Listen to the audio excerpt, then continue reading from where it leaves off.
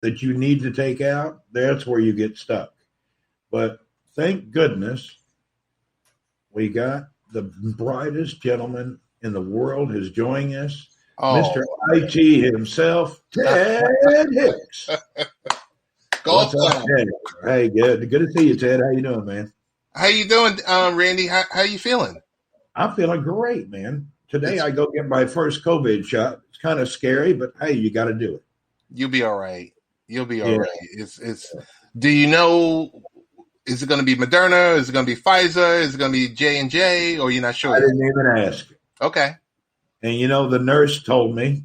She said, "Don't worry about it. Any vaccine is a good vaccine, better than not having a vaccine." That's true. She said, no matter what you hear on the media, don't worry about it. They're all basically the same. It just depends really how you get them. Don't worry about it. Randy, you're gonna be fine. You're gonna be fine. I got the first shot I got back in January, and then round about Martin Luther King Day, and then the second one was like right before President's Day. You'll be fine. All right, there you go. You'll be fine. The nurse did tell me one thing that I did not know before.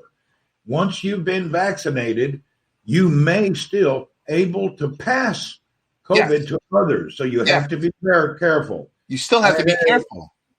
Yeah. A gentleman at our office thought, "Oh no, I've been vaccinated. I can't give it to you." And and she said, "No, they can pass it just like anybody else." Yes. And the one thing they do say is if you're so in the States, and MMA for Money can testify to this, that if you're around other people that are vaccinated, you can put away the mask. Is that true? I thought that was not true. Yeah, well, in the States, if you're vaccinated, you can if you are speaking with someone else in a small group and they've been vaccinated, you don't have to wear a mask. But everywhere else, any public setting, you have to wear a mask. And yes, you can still pass it on. So I don't want to say false sense of security. I hear you. You don't want to feel like Superman. You still got to be. No. Yeah. You might feel, knowing you, Randy, you're going to feel like the super soldier. You're going to feel like the Winter Soldier. And I didn't take it to heart until my colleague died last week. Yes. And that's when it hit me. The guy I sat next to for 5 years died in 2 weeks with no problem. He just went home, got it, and died 2 weeks later. So that's when I said, whoa. And nobody takes it serious, I think. You see a lot of commenters here and there and everywhere else. Oh, this and oh, that. Until somebody in their family or somebody they sat next to every day passes away. So true. One of my best friends, his mom was, and this is where the fabric is connected. One of my best friends, his mom passed away from COVID, and she was in a nursing home in New York. So the stuff that you hear about, well, you might not hear about being in Saudi Arabia, about Governor Cuomo and the nursing homes and the deaths and everything else like that. One of my buddies, his mom was in a nursing home, and I don't know how she got classified, whether it was in a hospital or whether she was, they classified her as dying in a nursing home, but she's no longer here. And you look back and you see all the people that we've lost because I think everyone in this chat right now, and there's up to 184 live messages, knows someone that's no longer here. Yes. That's very serious. Yeah, the only thing I'm hearing lately on Twitter and the news around here is that Como is pervert, and he's probably going to join that group in the prison. It looks like they're going to bring him down. Yes. Yeah. Yeah. I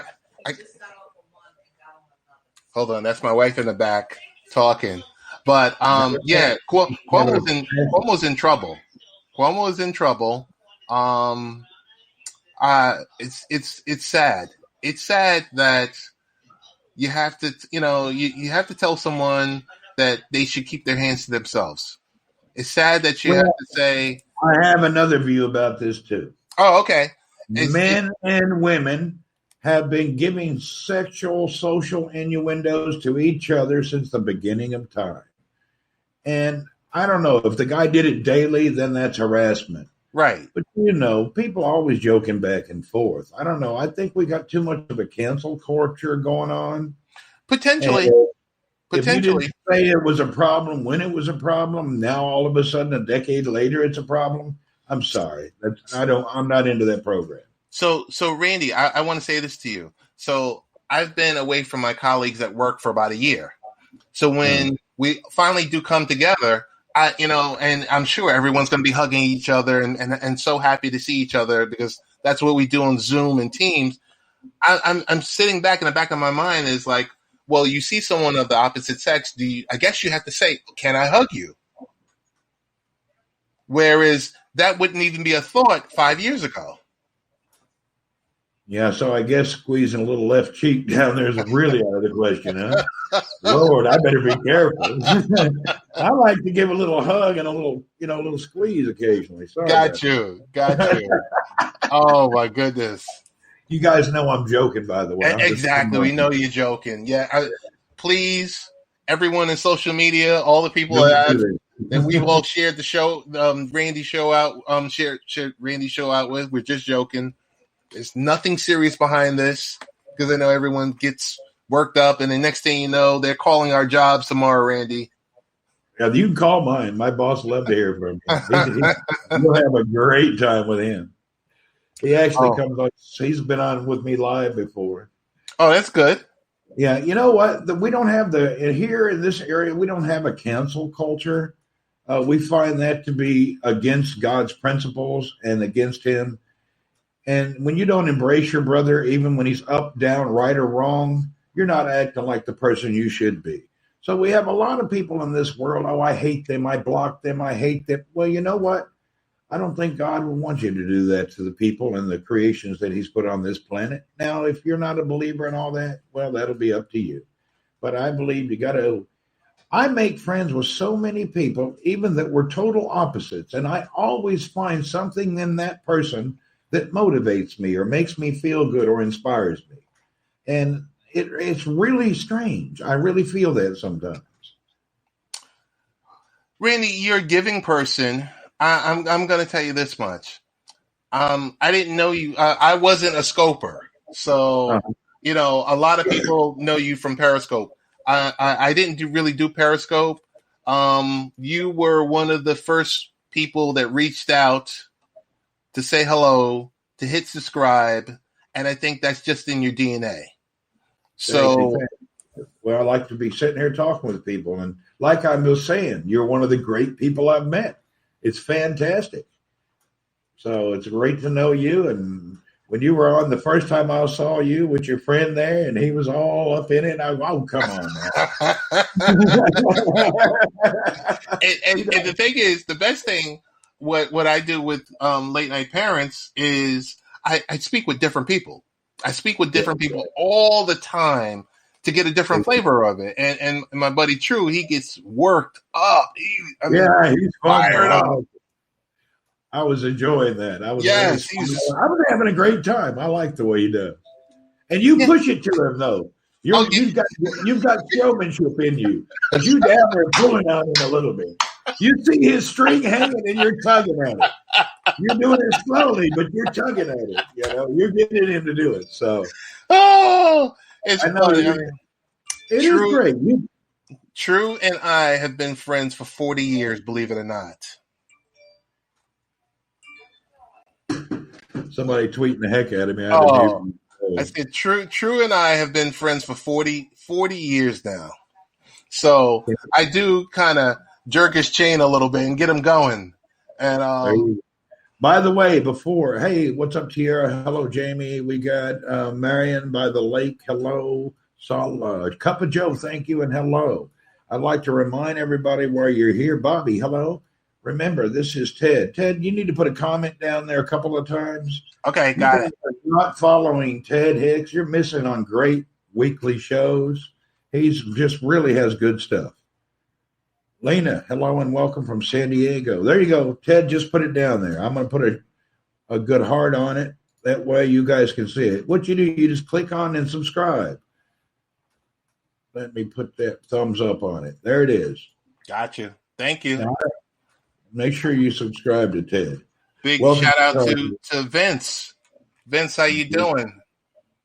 Benita's here from Fort Myers. Welcome, Benita. Benita, hello and welcome. Definitely. So what are you doing this great evening, or what's your plan? What's going on in your life? So it's in New York. It's 10:44 p.m. I was wrapping up. I just did a quick, a stream with one of my buddies it was his first time jumping on Haps. It's like some of my friends, I got to pull them on because they're like old school audio podcasters. I hear you. Hey, Jackie, how you doing? So I was getting a couple of them on. I've been trying to bring them on one by one. Like, guys, it's a great community. What else? Besides that, that's really it. I was finishing up with that, and we were in the pre-studio just talking about basketball, talking about this, and then that's when I had the other tab up, and I saw you were on. I said, "Oh, Randy's on." I said, "All right, guys, I gotta go. Randy's on." I said, "He just invited me to his broadcast." I was like, "This is royalty. Royalty calls you, you come." Chris says hi, Ted. Hey, Chris, how you doing? Said I subscribed. Another gentleman said I subscribed. Thank you. Hello from Richmond on Brian. There you go. Thank you know what? My problem is most of my friends that are on social media are actually professional broadcasters. Okay. And they do YouTube, and they actually make a living at it. Oh, so they cannot come here and risk during beta. They need for everything to be quality.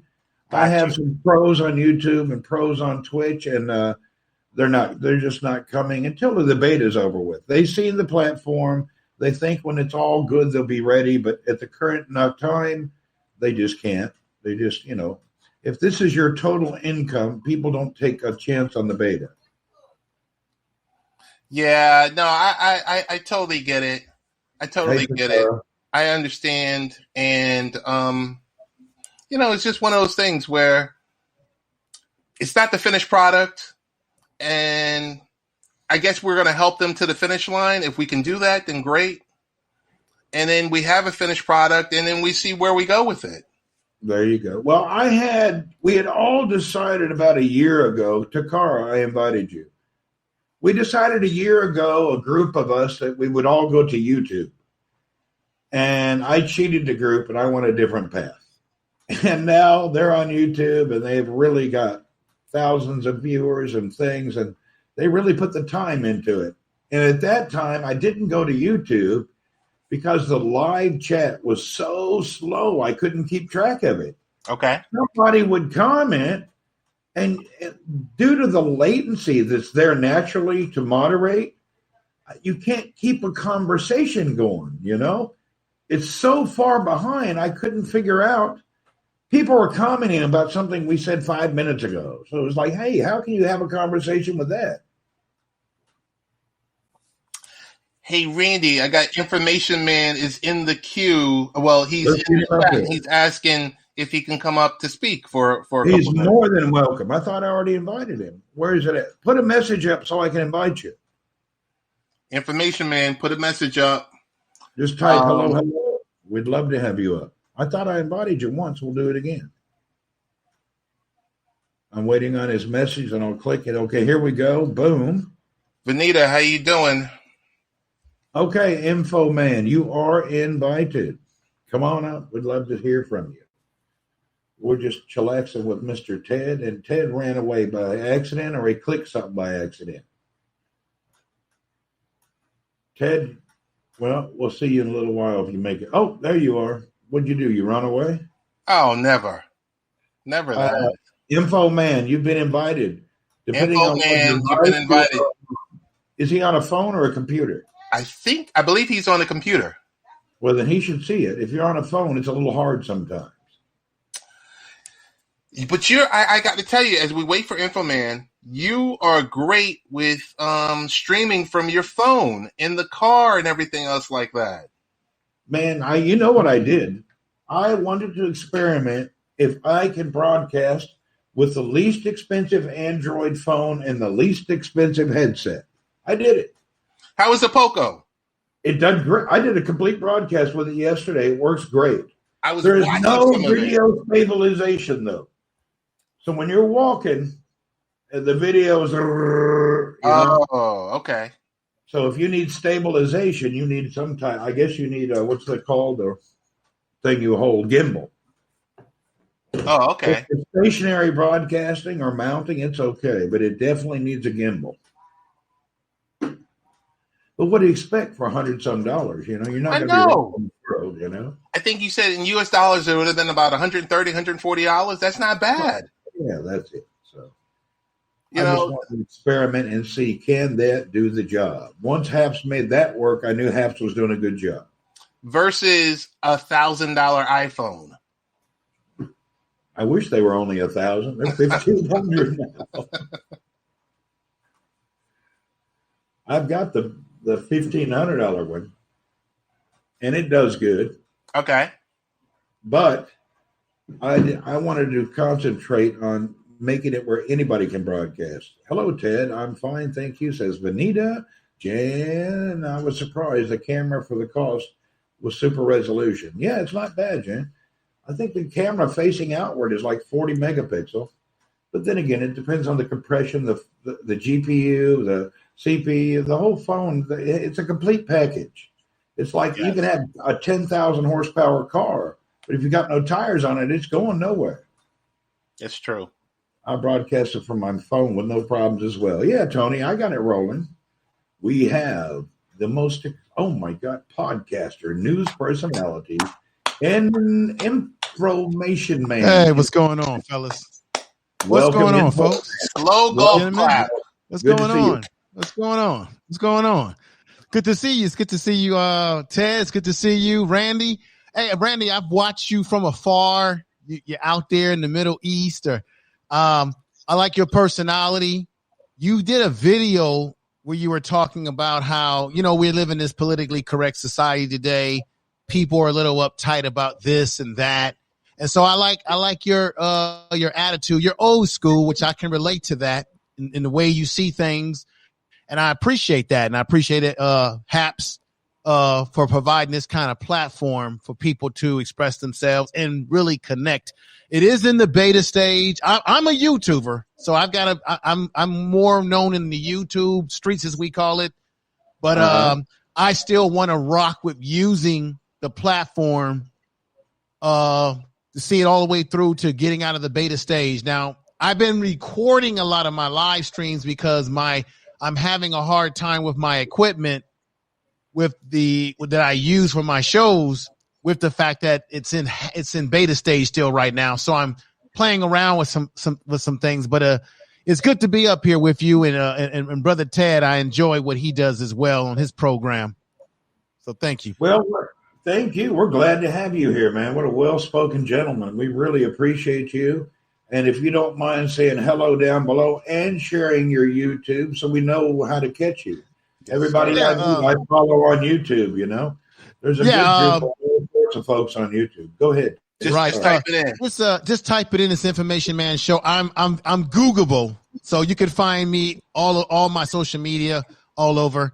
But I will give everybody a warning. My YouTube content is a little bit more raw than what I do on Haps. A little bit more raw. I get into a lot of social issues, political issues, like I do on Haps, but a little bit more in your face type stuff. So just want to give everybody a warning. There you go. I like the pre-warning. Yeah. I like to just say I'm a realist naturally. And if you can't handle real stuff and you need somebody to blow cotton candy up your backside, I'm not the guy either, you know. I'm not going to blow candy. I like that. You know. That's your disclaimer, right. World. That's your disclaimer. We would usually say that's your disclaimer, America, but this thing is international. Right. Hey, I do want to say, who just sent a super clap? Oh, wait, that was me. Thank you, Ted. Yeah, super clap. Okay. Super clap for you, Randy. Thank you for all that you've done. I as I was saying before, I enjoy connecting with you. Also, Information Man, a whole bunch of folks, and also Michael Bathurst. I love his morning show. It's a great morning show. Sometimes it's zen. Sometimes he has, a bunch of folks up there. Michael Show is good. It's really, really good. I think I've caught him live as well. I've seen him roaming around. Definitely good. Info Man, what's your next show about? What are you going to be telling us? What I'm doing now, I'm doing a weekly news show. So everything that I'll be talking about is everything that's happening in the news, different events as they come into play. So tonight, left or right? Tonight, I'm kind of like Ted would tell you, man. I'm kind of down the middle. I will jump. I have no cut card. I will talk about Democrats, Republicans. If the Democrats are doing something that I don't like, I'm going to call them out. If Republicans are doing something I don't like, I'm going to call them out. I look at myself more as an independent, when politically speaking, because there's things that I don't like with both these political parties in America. It's kind of crazy, but Randy, I wanted to tell you against the political party. Actually, I think once you reach the federal government and you still hold the political party in your mind, you should be fired. That's not what we want. Federal government's for people, for all people. Yeah, I think unfortunately, I personally believe that the political party system has unfortunately divided the country, because people are getting caught up into these flags of red states, blue states, and it's dividing us. It's tribalism, basically, based on what part of the country you live in. And I think it's kind of dangerous because politicians, the media, which I think the media is full of crap too, they play off of this stuff to pit us against each other, all groups of people against each other, all for this political stuff. And these politicians, they're playing games, and they'll tell me and you that they can't give us health care, but they got the best damn health care that money can buy off of our tax dollars. Or they'll say, hey, we can't give you this stimulus package. Hey, it's our money. You're arguing over how much to give us of our own money. It's crazy. Exactly. You know what, though? It's natural for people to bond or to group together. From the people in your house to the people on your street to the guys at high school to the football team to the church to the clubs you're in. We all bond together. There's like, if you're living in Tennessee and a guy's come down from New York, of course they're going to bond against each other. Oh, Tennessee will back you. People just naturally love to be a part of a community. And it's kind of easy to welcome every community, but at the same time, it's really hard. People are comfortable in groups and tribes, and it's a comfort level. But pinning each other against each other, that is no way to be. Right.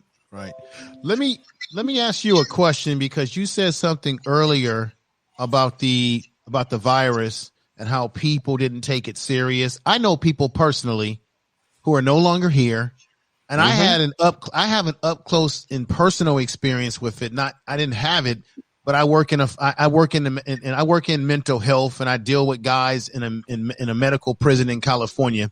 And we had to literally shut down where we had guys catching it. We got rapid testing going on. I mean, I get tested every week that I come in, and they were also offering, vaccines and things of that nature. And on my YouTube channel, I had been covering, believe it or not, this virus from the very beginning before people were even talking about it. And there were a lot of people coming up with conspiracy theories. And I'm at a point now, like, I don't give a damn about conspiracy theories anymore, whether the government created or not. I don't care about that. What I care about is the fact that it's here, it's killing people, or it has killed people, and that's the reality. So what are we going to do about it? Because it's here. It ain't going away.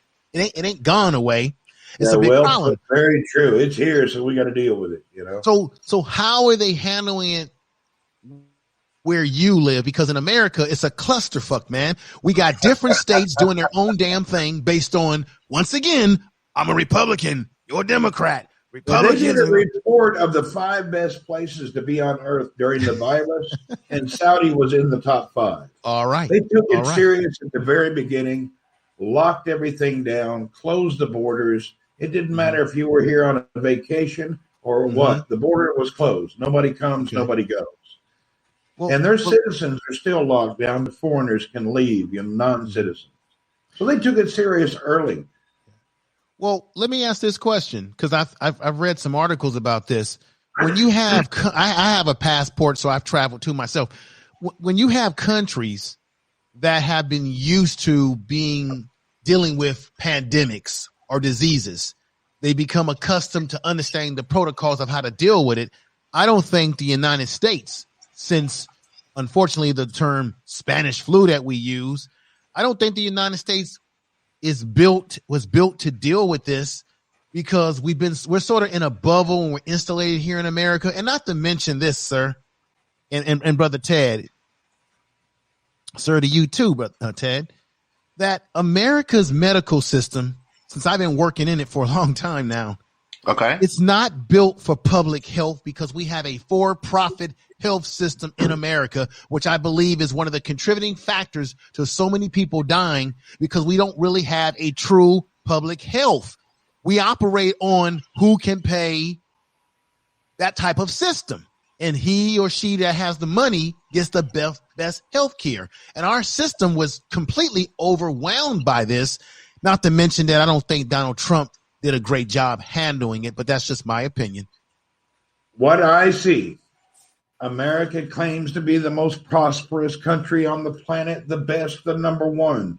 The best thing we export out of America has nothing to do with products, it's culture. You can go anywhere on the planet and there'll be some kid in a village doing a Tupac shuffle, you know. We export our culture, but we don't take care of ourselves, and we are not leading in any human rights whatsoever. Right. The country that's supposed to be the top of the top, the best of the best, we treat you differently when your medical needs are there, depending on your ability to pay. Whenever you put a man's life up against his wallet, you're no better than Germany was back in the days when that man was shooting everybody. So you get better treatment because you got more money than me, or I get better treatment because I'm in a political position. So that's all nonsense. That is anti-human rights. That is the most disgusting thing on the planet. Can you believe it? We live in a society, or we were born and raised in America, where, hey, guess what? If I get better health care because I got money, you can't have health care because you're poor. What in the hell is that about?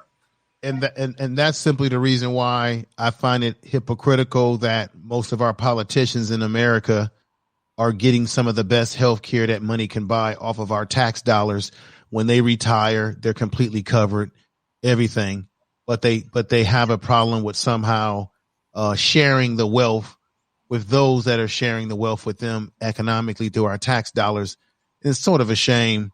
One of the things I'm getting sick of hearing, and I know it's something we got to deal with. I'm interested to know what you gentlemen think. And is one of the messaging in America that people are saying over and over again, which I believe is cultural conditioning, is they keep saying on mass media, new normal, new normal, new normal, new normal. You're hearing that being repeated over and over again. New normal, new normal. And I think it has because I work in mental health. I think it has it creates fear in people and stress, because we have had in America, Randy, we have had a lot of Americans take their life because of the social isolation and hearing over and over again how many people are dying. I've had to turn it off myself during when we were in the heat of all of this. And then you get the messaging of the new normal, new normal. It just adds more anxiety to people. Yeah, that's true. I agree with you on that. It's definitely people are trying to. I think that's why apps and social media is so popular now. Yeah, people turn their TVs off. They don't want to hear it no more. They've had enough. Whether you love Trump or hate Trump, the last name I want to hear is Trump's name. Right. I'm tired of it. The only thing I want to add in is information, man. You got to turn off that cable news. You have to turn it off. I don't even have cable, Ted. I got rid of my cable a long time ago. I read, I look at a few things on YouTube to keep myself abreast on what's going on. But at some point I even have to turn that off and not consume it. Yeah. But the best thing I did for myself a few years ago was to get rid of my cable, because I found that, and it's almost like being on drugs. In the beginning, I was like, I can't watch this, I can't watch that. And then over time, I realized, because I started doing other stuff, I started realizing I'm not missing television, cable at all. Nope. I don't even think about it. I don't care what show I'm missing. 5 years ago, I turned off the TV. Yeah.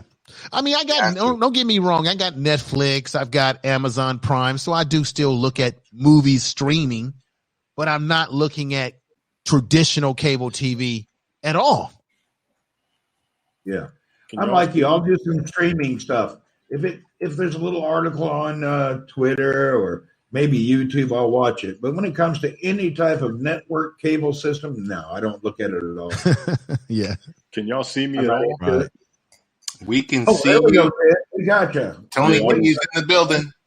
Tony, Hey, I was about to how you doing, Tony? Y'all going in, man. I got to get up for this. Though I'm gonna be mad tomorrow. What's going on, man? Good finally talking to you, information, man. I know we've been trying to get up. This is a good round table right here. I kind of like this, so y'all keep it going, please. Definitely. Good to see you in the flesh, man. Good to You see too, you. man. we're ready for your valuable input here. I mean, he nailed it. Information man nailed it. The new norm is a real anxiety, and that's what made me jump on because I think he hit it on the head with everything that's going on, and definitely with the healthcare issue, like you all said, that was absolutely correct. So I'm just ready to. I'm going to be up another 30 minutes, or I'm going to regret this in the morning. Come on, y'all. You know what's funny, though? Here we are, and we all agree on the same thing, but it doesn't make it to the hill. Why is that? It makes Why it to the hill, but the appeal. As people, it never The goes appeal further. against what we want is what's stopping everything. Just like you said with the stimulus package. When we were talking about reparations about a month ago, I was telling everybody it doesn't make any sense that we don't have it when you already know what's going on. You got everything that you need to put it in place.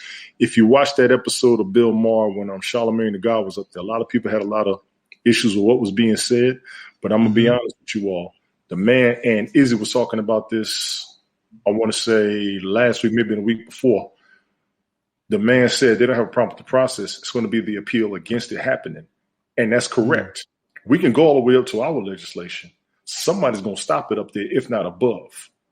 They got, and I don't mean to throw everything off tangent because y'all were on something. I'm just using it as an example. When we speak on reparations and people like where we going to get the money from, look at how we got the money for the stimulus check. And Information Man said the best. We lost Ted. Yeah, he had to run.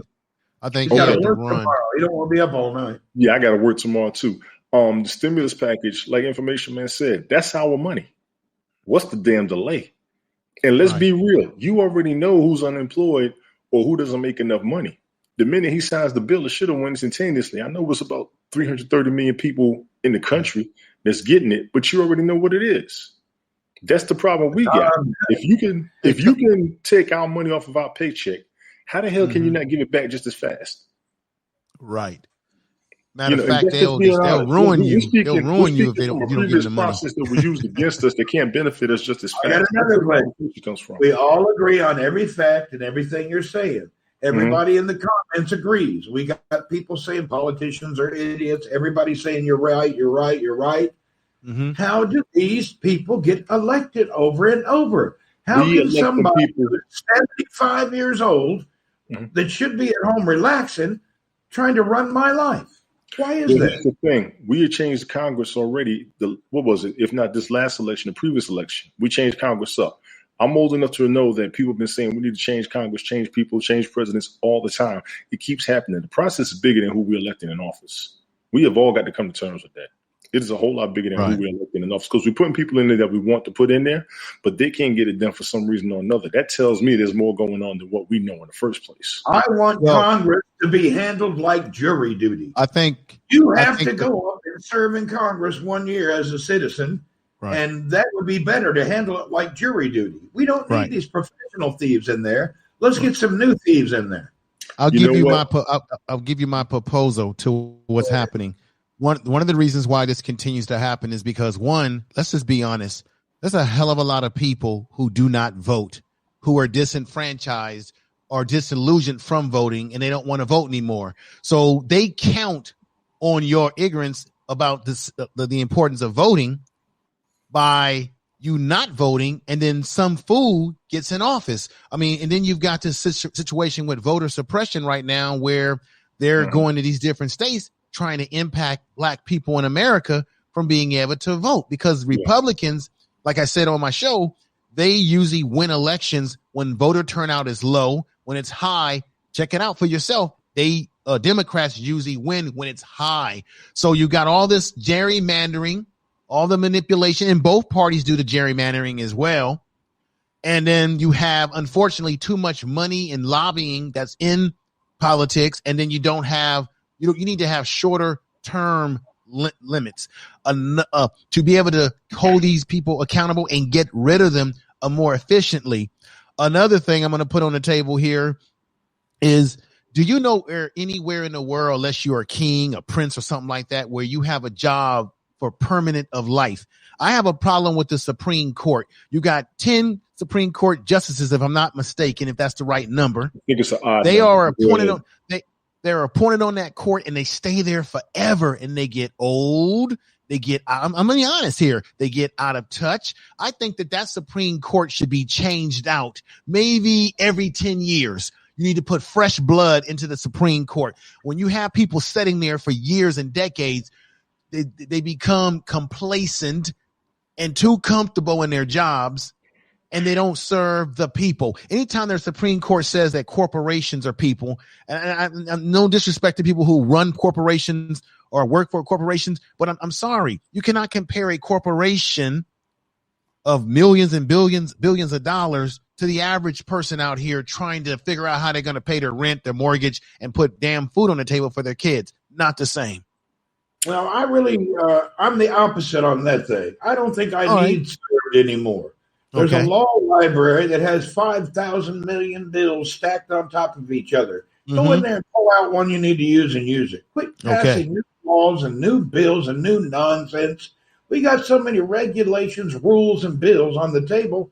There's no way in the world you could go through it. Well, right, they don't enforce. There's a lot of things that they don't like. For example, enforce what you're supposed to enforce. They're coming up with the George Floyd bill, but yet all they have to do is enforce what's in the Constitution, enforce what's already there. And then unfortunately it doesn't. Now, of course, they're talking about, well, we want to do police reform, training, and all of this. Look, I don't know how you train people's hate out of them. If that's who they've always been all their life, based on their background, their family, who they hang out with, how do you somehow, I don't think you can police people's morality, their morals. That's but you got to look at our world, though, just in your lifetime and my lifetime. We went from Andrew Griffin and Mayberry walking around with a no gun and talking to people to now 35 SWAT teams show up, look like they're ready to invade Iraq. But no, they're coming to your house because you possibly have one joint in your house that you may not have smoked. So we better send an army take 3 machine guns to your house over a joint. Think about it. This is the nonsense of the world. I mean, how can you go from this extreme to that extreme and then think about George? George, God bless him, and that was terrible. But these people are trained now. They're public vigilantes. They come at you in groups, in teams, overpowering you, dressed like they're headed into combat. They ain't coming to serve the public. They're coming to beat the hell out of you like you're an invader. Well, as I get ready to, I'm going to get off the panel, but let me say this. let me say this. Tell me if you agree with me or not, gentlemen. For as long as I'm 51 years old, as long as I've been alive, we've been conditioned to believe that somebody from the outside is going to destroy America. It's going to be some invader, some foreign country, something of that nature. But I think that we're living in a time in which we are witnessing the decay of American culture and society, little at a time. How much does it take to eat an elephant? One bite at a time, little at a time. I think our country and our world, to a certain degree, is imploding on itself.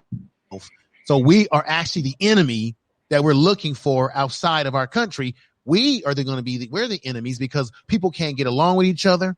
We've got corrupt politicians, people fighting each other. We're going to destroy each other. We're going to destroy ourselves. And I don't want to see that happen. But I'm afraid as you see all the changing in our culture, there's certain things you can't do, you can't say. Everything is about political correctness. We're living in a very delicate time. and we also are imploding on ourselves, gentlemen. I agree. I'd like to simplify what you just said, and I believe America, you're a bunch of pussified freaks. Chill out and start living your life. No, really. Look at there. Tony said, "Oh hell, I got on Randy's podcast. He done ruined me." But people are just over. I hear you, Randy. But really, everybody's upstream about something. Oh, this guy did this or this guy did that. Oh, forget him. Cancel him. He said one thing wrong. He must be die. He should never. People need a break, man. People need to tighten up a little bit and loosen up a little bit. We would joke with each other growing up about anything and everything. Right. Have a drink. Have a drink. In my office, it looks like the United Nations. We joke about our nationalities, and we do it all the time, and it's hilarious. If you have a stereotype from your country, we will pick on you about it, and we all do it in good form. But the difference, though, Randy, is that you work. I had a chance to watch that video when you talked about that in your office.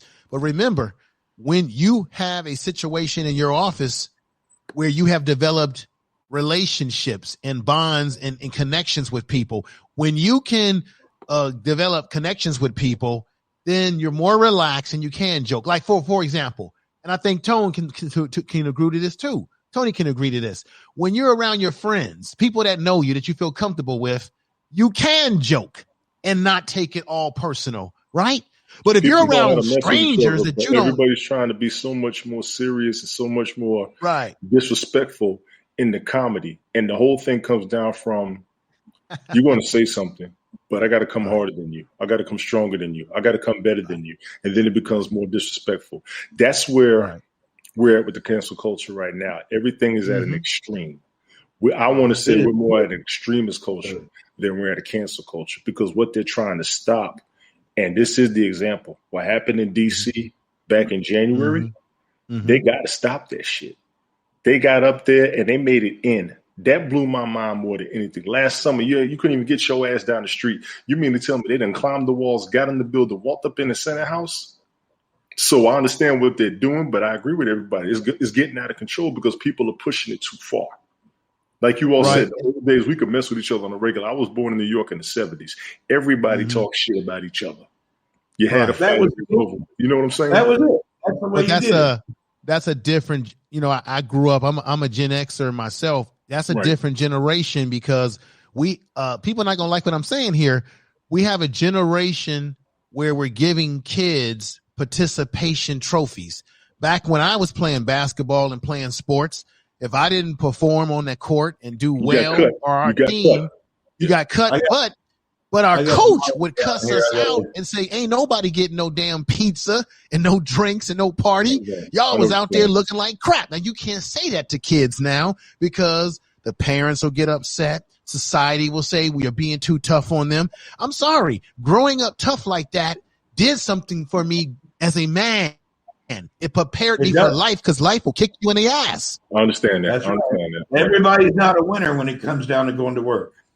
And you'll figure that out when you're at your job. Mark Lai said, Randy, you haven't lived here for 20 years, and all you do is criticize from your base in KSA. Mark Lai, my name is Randy W. Horton. I'm a patriot. I'm a nationalist. I'm a veteran. I'm from Hendersonville, Tennessee. I stand proud and prideful that I am an American. Whether I'm in Saudi Arabia or I'm on the moon, I was born an American. I will die an American. And how dare you criticize an American that's here to help his country prosper and to bring his people above and hope for better days. We have the right to complain. We have the right to bring us up and down as we see fit. You can be anywhere on the planet and look at America right now and say, hey, there's some problems going on, y'all. We need to fix them. Anyway, that was my little rant to Mark. Love you, buddy. I have something I wanted to say too, because you said something earlier. He said something earlier. I don't know if y'all caught it, but he was like, he was never a slave owner. We were never slaves. We're not going to get his money. Bro, let me tell you something. And I said this before. We didn't ask you for the money. That's your problem. The money doesn't come from the people currently right now. We're talking about the people who did it in the first place. Now, if you've got somebody money, we want it, but we ain't say you. I said this before. We're going to have to clear that up with a lot of people because they got it misinterpreted. If we pay reparations, that means we're going to have to pay for it. No, you don't. If you pay for it, it's because they Oh. made it, because we didn't ask you for the money. Right. Well, I'd like Hey, to admit Detroit, one thing. If it ever comes down to every black man gets gets money, Mhm. I'll marry me a black girl. Done. I'm doing it. Well, I'm a part of that deal. let me say this to everybody listening, I'm getting my part. Oh, and Tony, I did a video. I've done some specific research on this whole issue of reparations and the money that it would take. See, people think that it would bankrupt the country. No, it wouldn't. The research that I dug up, if they were to give us an annual payment every year, an annual payment, let's say 125,000, just rough estimation there, it would not bankrupt. I'm talking about an annual payment. It would not bankrupt the country. Why are you doing this shit right now? Or I know. What's up, Eleanor? Or, Hold on, Eleanor. Hey, yo, you got land. Then you got land too. No. What I'm basically trying to say is that America actually pays more money. America actually pays more money in foreign aid to other countries than it would take to pay those reparations. So what I'm basically saying is they do have the money. The military, they pay more in foreign aid around the world combined is more than what it would take to pay my people. Let me and give it would you not some bankrupt America. And Randy, I'm gonna apologize again because I know this whole broadcast is gone left. I love I know it. they're gone. If you love it, you're good. But I do want to apologize. I'm gonna have to I'm put gonna me say one of this those ads in backstage too. I got a Ladies and backstage gentlemen, on it right. there. All of you around the world, everybody watching, I'm gonna go ahead and break some numbers down to you for real. God, now we're gonna sleep, you motherfuckers. Listen, last year there was a study done on it, and I saw it from a source. I can't pull it up right now because the source was taken off of Facebook. There was a study done on how much reparations would cost. They had it at about 50 to 70 trillion if they did it from slavery to now. What's up, Abyss? Abyss, get up on these numbers. You're going to have to replay this later, but we talked about this before. Get up on these numbers. Information Man, I want you to do it too because you be digging up some stuff as well, please. You know what? I'm going to drop my video in there. Yo, Go ahead, brother. But the numbers I saw last year was 50 to 70 trillion that they would have to pay. Everybody's quite definitive on America not being able to pay that back ever. And I understand that part. There was a bill last year, and I'm going to say it again. It's called House Resolution 40. It came out July 13th, 2020. And it's also Senate Bill 1083, I think. And the crazy part is, I saw this on CNN. When Trump was talking, this is something people didn't do. When Trump was talking and having his speeches last year, there was always something in that damn ticker tape on the bottom. And it rolled right across the bottom. It was called the Council of Mayors was having a conference. They had put up a bill for reparations, and it was supposed to go through the House first and then go through the Senate. I can see if you got a House resolution and then you got a Senate bill, it's getting there. Now we got to see what the delay is. Wait till you all see what that amount is. Now, that's going to piss a lot of people off, but I cannot say that it's unjustified. Remember those numbers. It's going to be House Resolution 40 and Senate Bill 1083, I think it was. And it came from the council. It was a Council of Mayors or the Conference of Mayors. It was July 13th, 2020. When y'all get a chance, look that up. And that's going to be a lot of the emphasis of what I bring forth. If anybody has any more than that, please bring it up. Please talk about it. Please let me know because I'm not going to give you something that's not factual. I want to give you a lot. I want to give you a rumor. I saw this on the news. Literally. Really? Yes. Wait till you see the dollar amount on that bill. Half of you on your computer right now, type that shit up. Y'all ain't going to believe it. Y'all are not going to believe it. That's from me to y'all. Go ahead, man. I'm sorry. Hey, Tony. Yes, sir. Brother Tone. Yes, if you sir. get a chance, I dropped the video that I did about this, and I have all the numbers and data that I was talking about. Right. When you get a chance, check out that video that I just put in the chat room, and let me know when you can what you thought about what I was talking about. And this has been studied, and in this, I break down all the numbers of the money that the United States pays to other countries, military, everything. Oh, break man, it let me down ask- completely. Not to cut you off, let me ask you this: were those numbers the same as what Trump said last year? Because he brought up some numbers too. A lot of people didn't catch a lot of his news conferences. I was watching them all on purpose because he was telling some stuff people don't even know it. Mhm. I'm not a supporter, but I was surprised at what he was saying. But you didn't see Trump actually put it into reality, though. No, I did not, and I will tell you the truth on that. But I saw a lot of what he was doing during his presidency. He was calling everybody out, and people don't realize I'm older. If you're 51, I'm 48. I'm right behind you. You've been around long enough to know how bad people wanted him in office for what he was going to do. And he said, Trump was exposing some things about the government. Yes, he was. But there was other things I didn't like about him. But that's plenty. There's plenty. But I'm not going to rehash it all because he's out of office and we're going to see what's going to happen. But let me be honest with you, because give me a break though. The people are going to. I'm not a fan of Biden either. See what, Randy? He stood in North Korea. No other president. Everybody wants to sit in their country and yell at the other president of another country or the leader and tell them how bad they are. Trump got on the airplane, walked over, and stood in North Korea with the North Korean dude. Let me tell you the truth, though. When he went to NATO and he called NATO out, that blew my mind. Yeah. That blew my mind. And he told everybody all the numbers that was going to all these other countries and how long it had been happening. He really did. And like I said, he did a lot of press conferences. Too bad he had an awful attitude. You know what? Every leader has the infection of all about me. And I've watched it from corporations to everywhere. The hardcore leaders are always all about me. And you have to look around that and just see the job they're doing.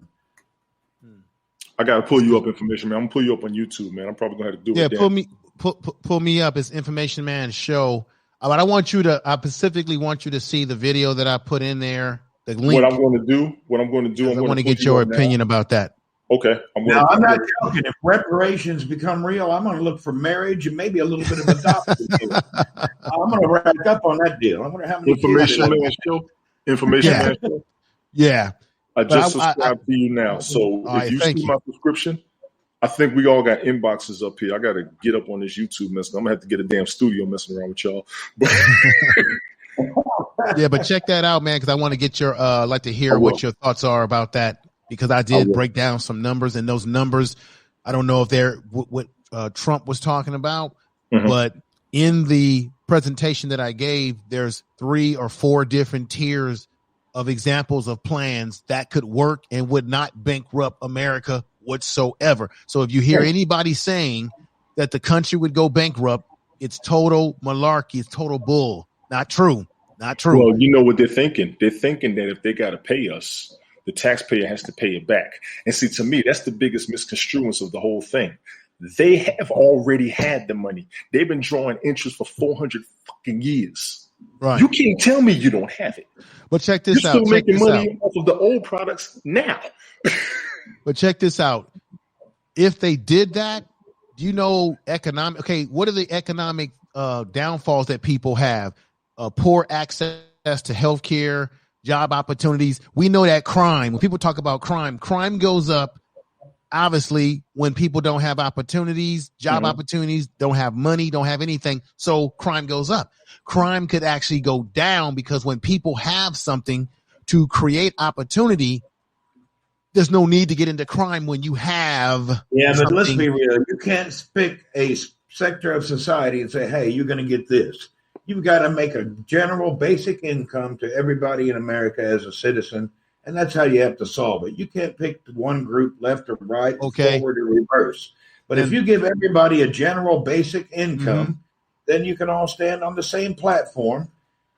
I think that's a little bit different. But the only problem I have with that is that when other groups have been given some type of reparation for what has happened to them, no one seems to have a problem with it until it has to do with black folks. So who got this money before? I never heard of this. Well, no, what I'm saying to you, okay, for example, and Tone, you can look this up too, brother. Do you know that the native, now don't get me wrong here, Native Americans have had the land ripped off. Native Americans have been treated poorly. They've been put on the worst land, right? Trail of Tears. But check this out. But the government of the United States actually gives Native Americans about $20 billion annually for health, for rebuilding of structures. They're getting, so even though some of the reservations are in bad shape, as a nation, America gives them annual money. Yeah. Annual money. Okay. Yeah, but what are we doing for the Neanderthals? What was taken from them? How many years did we go back? You're talking about something before we were born. We didn't have nothing to do with it. I mean, Neanderthals were wiped out. So we give replication. Right. Anybody has Neanderthal DNA? How far do you go back in time? Check this out. I don't want to pay for my grandfather's mistakes. And I don't want my kids to pay for mine. Why? Well, that's what I was just saying. We're not asking you specifically the people who are currently here. We're not necessarily talking about the people who are currently here. We're talking about what happened and the people who have profited off of it. Whoever has that money, that's what we want back. We just want what we earn, what we want. We want we worth all of that. Now, I'd like to see you pick the pockets of Johnson. Then why? Wait a minute. Joe. Wait a minute. You're already paying for what you're already paying for your forefathers. When you're giving money out to groups like Native Americans, you already paid for your forefathers when you gave people like Japanese that were put in camps. Matter of fact, people that are Jewish, their Holocaust happened in another country and America gives them money. You know why? Mm-hmm. Because Wall Street was involved in financing their Holocaust, along with IBM computers, which we know is computers that did what? Put the numbers on their bodies, things of that nature. So you're paying a reparation for some wrong that has been done. Now, this is the situation. These are all good points. Now, I don't want to interrupt you. No, I get where you're coming from. Before I could walk or before I could talk, within 2 days of becoming on this planet, somebody came into the room and cut the end of my pecker off. They circumcised me without my permission. I want money too. I had no idea they were going to do that. They're telling me God gave me something and they removed it without my permission. I want money from whoever allowed them to do that. Okay. If it was state sanctioned and it was sanctioned by the government in which you live in, then you do have right for a grievance. Think about that. You do have right. We've all had that happen. The day you're born, they start cutting parts off of men, saying that that was a mistake and for cleanliness or for whatever. We should surgery, right? But let me just leave with this one. What's different about the situation with black people in America, unlike any other group of people, is one, we didn't come over here as immigrants, and two, America was built off the backs of the triangular slave trade. Without that slave trade, and without the force of building this country before many immigrants got here, a legacy was created, and that's how a lot of your major cities were created, off of that slave trade. So therefore, the foundation that America stands on was built off the backs of my people before many people came over here as immigrants, sir. And therefore, like any other group, there is a debt. There is a debt to be paid. Now, what that looks like, whether it's annual payments, whether it's land, whatever it is, there is still something to be paid. See, people have a lot of excuses. Once again, all due respect to you, when it comes to our plight. But no one makes excuses and says, well, I'm not responsible for what my ancestors did. Yeah, but you benefit from what your ancestors did, which puts you in a situation to have generational wealth. It's just like if we had a race and I was a snail and you're a rabbit and you're running and I'm trying to catch up with you. So there's an advantage that you gain from generational wealth and things of that nature. But it's really about paying a debt and making people whole that had a particular situation happen in history. Now, when you say, well, where do we look at? Do we look at slavery? Sir, you can look at Jim Crow. You don't even have to go to slavery. We can look at redlining. We can look at Jim Crow laws, black code laws.